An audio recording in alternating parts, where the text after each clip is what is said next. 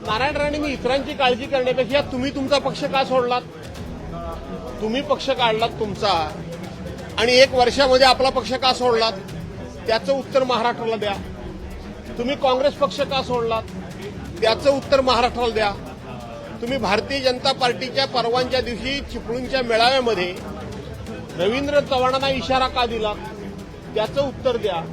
खरं तर हे नारायण राणे आणि हे राणे फॅमिली याच्याबद्दल मी अनेक वेळा तुम्हाला सांगितलंय की मला प्रश्न विचारू नका, कारण यांची चोच ही नेहमी नरकातच बुडालेली असते. परवानच्या दिवशी त्यांचा तो मंत्री असलेला तो नेपाळी वॉचमन सारखा पोरगा दिसतो ना, नेपाळी वॉचमनच्या पोरग्यासारखा, त्यानं कोणत्या भाषेमध्ये माझ्यावर टीका केली.